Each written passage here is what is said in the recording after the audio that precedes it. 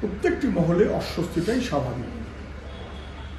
মৌলবাদ যখন তার শক্তি বাড়ে বা বাড়ায় বা বাড়ানো হয়, তখন বিপদ কীরকম হয় বাংলাদেশ দেখলে বোঝা যাচ্ছে, জ্বলছে।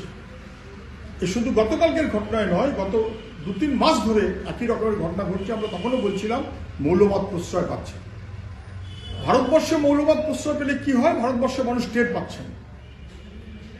সরকার একেবারে রাম মন্দিরের পাশে গিয়ে দাঁড়িয়ে গেল, যেটা সরকারের কাজ নয়। তাতে একটা অংশের মানুষ শঙ্কিত হচ্ছে। সংখ্যাগুরু সাম্প্রদায়িকতা খুব বিপজ্জনক। সারা ভারতবর্ষ দেখলে আমরা এবং বুঝি, বাংলাদেশ দেখলে একই রকমভাবে বোঝা যাচ্ছে। সংখ্যাগুরু সাম্প্রদায়িকতা খুব বিপজ্জনক, মৌলবাদ খুব বিপজ্জনক।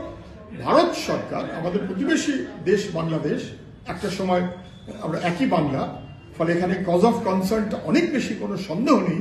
কিন্তু ভারত হোক বাংলাদেশ হোক যেই হোক, মৌলবাদের বিরুদ্ধে সমগ্র মানুষকে, বিশেষ করে সংখ্যালঘু মানুষকে রক্ষা করা, শান্তি প্রতিষ্ঠা করা, শান্তির পরিবেশ রক্ষা করা, এটা যেমন বাংলাদেশের জন্য জরুরি তেমন আমাদের জন্যও জরুরি। আমাদের দেশ সেই মনোভাবে নিশ্চয়ই কথা বলতে পারে, না হলে অসুবিধায় পড়তে হবে।